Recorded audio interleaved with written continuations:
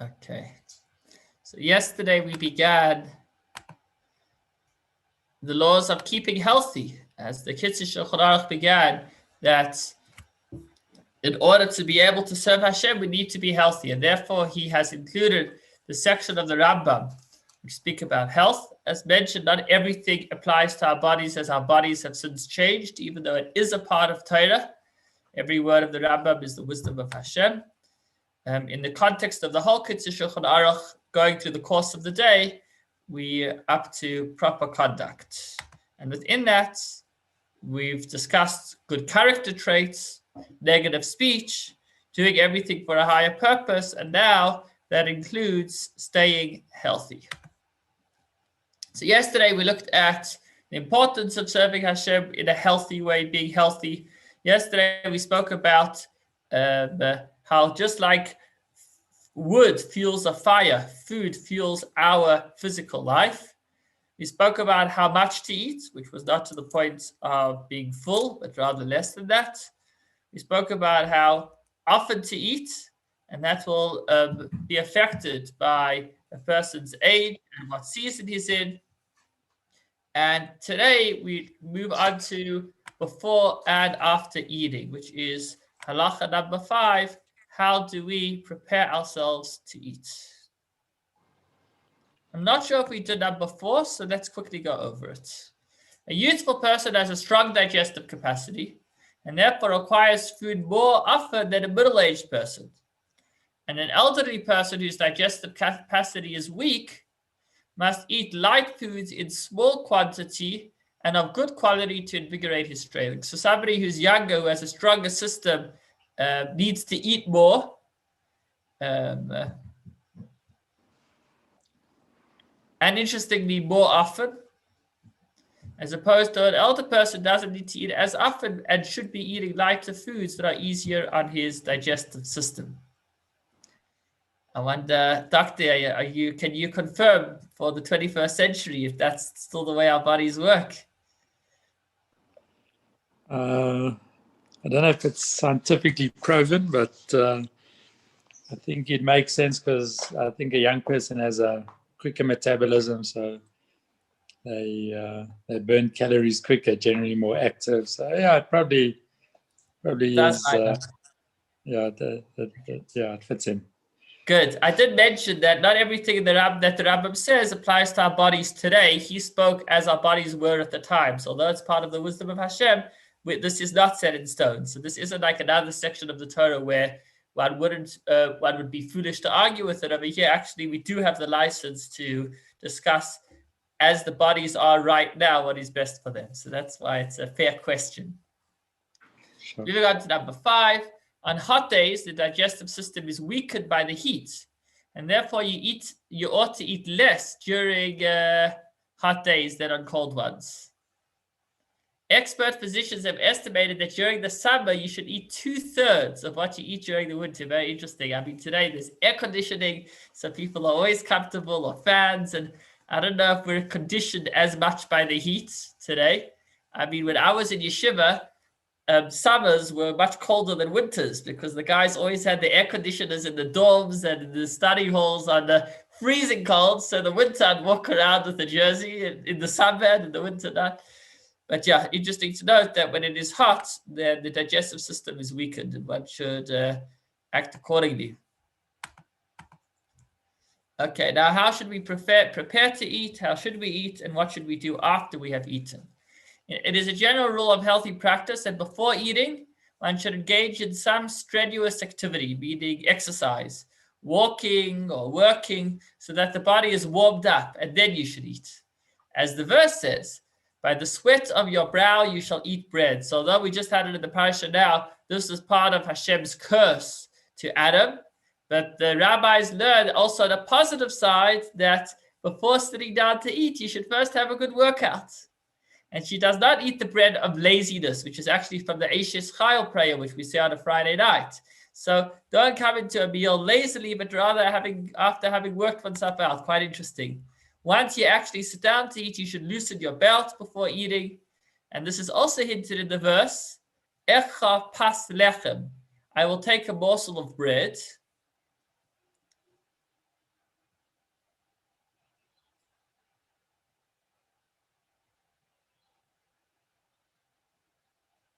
I think this is when Joseph and his brothers interact. I think that's where it speaks about Echa pas lev, I'll take bread. But that could also be read differently. Echa in reverse is an acronym for Heter Chagura Koydem Achilas. If you take those 4 letters, Aleph and Kuf and Ches and Hey, it means loosen your belt before you eat. So there's an interesting one. And Pas Lechem is an acronym for Pen Tavai Lidei Chayle Ve'ayim. So if you take every one of these letters, Pei is pen, Tavai, Lidei, Chayle Ve'ayim, lest you cause yourself digestive disorder. So here's an interesting allusion or hint that one should loosen one's belt. In fact, the Shulchan Aruch says elsewhere that at what point is it considered like a person has started eating? Because there's certain halachas, certain things that there are times when we say don't eat, first do the mitzvah. But if you've already sat down to eat, then you can finish the meal before you attend to the particular mitzvah. So actually the Shulchan Aruch or the Gemara gives 2 different opinions whether people lived in Israel or outside of Israel. And one of the 2, what would be the sign that a person started to eat? Once they loosened their belt. While eating, you should sit in your place or recline on your left side. And I've already highlighted a few times the significance of the way a Yid eats. The way a Jew eats is that he has set times, that he sits in his place. And there are many benefits to it, such as making sure that you say the right bracha, and I forgot what the other ones were, but in this context, that's what the healthy thing to do. The healthy thing to do is to sit when you eat and recline to the left. Once a person has finished eating, then they shouldn't move about excessively, because that will cause the food to descend from the stomach before it has been fully digested, which can be harmful. Rather, one should walk a little and rest. But don't go on a long walk or engage in strenuous activity immediately after the meal. One should give oneself a little bit of time for the digestive system to work through the foods. Nor should you sleep till at least 2 hours have elapsed after the meal, so that the fumes will not ascend to the head and cause damage. Interesting. Maybe it has to do with the position of the body. I'm not sure. I don't think this is, I don't know. I'll keep quiet. I'm not sure what medicine says today. Likewise, bathing, bloodletting. So bathing, this is people used to go to the bathhouse only once a week. That's how it was in those days. They would take a special journey and it would be very hot. It would be a whole trip. So actually bathing would sometimes be exhausting. So that shouldn't be done right after eating. Either bloodletting, it used to be medically a medical procedure where a person would from time to time need to let out some blood, and sexual intercourse are not beneficial immediately after a meal. Again, all of these things take a lot of one's energy, and it seems like one should first allow one's body to work on the food before one works on other activities. So that was quite an interesting one. And here's another one, very interesting. People are not all alike in temperament. Some have a hot temperament, some cool, and some in the middle. Foods likewise are varied. So if you have an intermediate temperament, you should eat foods that are also intermediate, that are medium. But if your temperament is not an intermediate one, you should eat foods that are the opposite of your temperament. So if your temperament is hot, you're often feeling hot, you should not eat hot things like herbs and spices, but rather things that are somewhat cold and pickled. If your temperament is cool, you should eat foods that are somewhat hot. Similarly, the food should be adjusted in accordance with the season and the climate. In the summer, you should eat cold foods, like the meat of tender lambs or kids and young chickens, and also some pickled foods.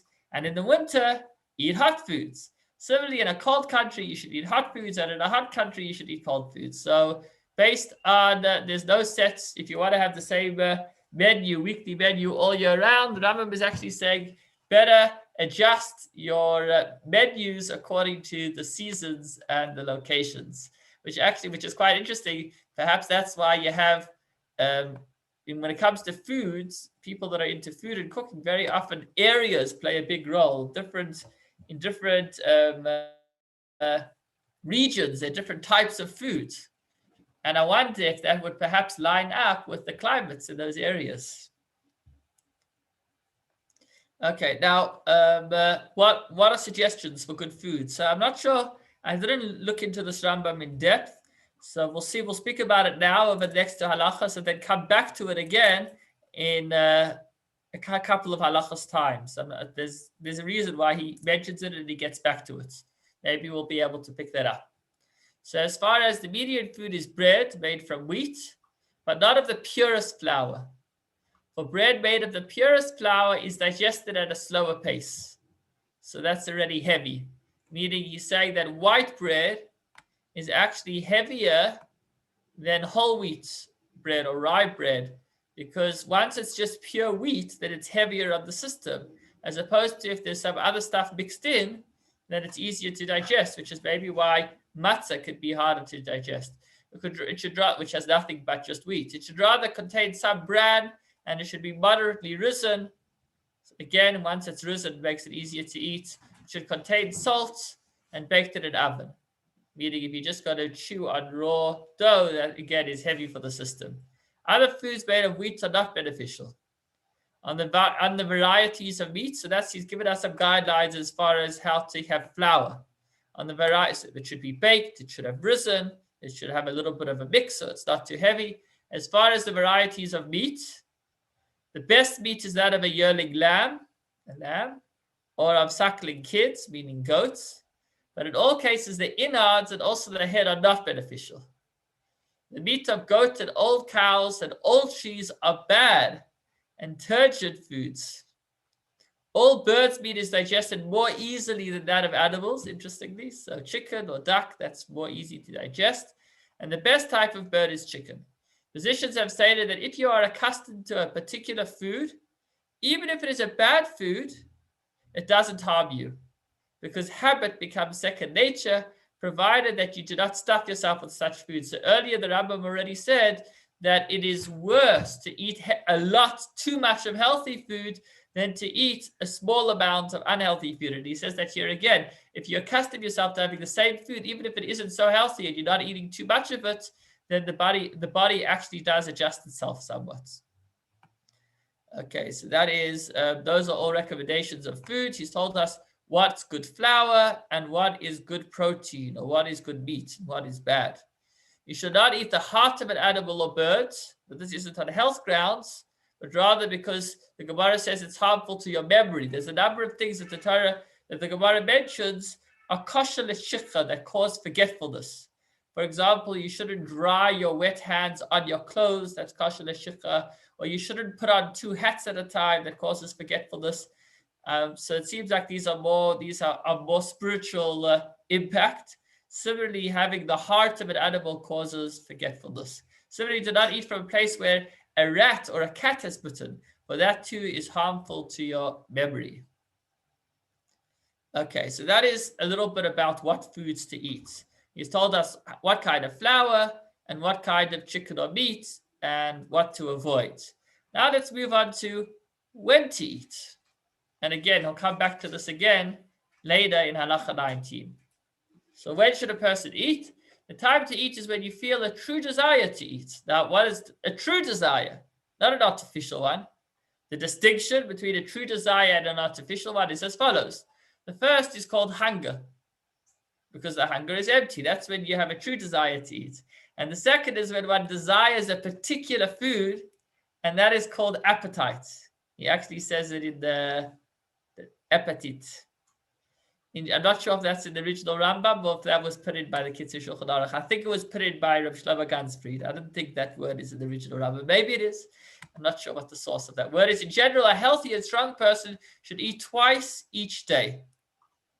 Weak and old people should eat only a little at a time and do so many times each day, for too much food weakens the stomach. Interesting, earlier we mentioned that a young person needs to eat heavier foods more often.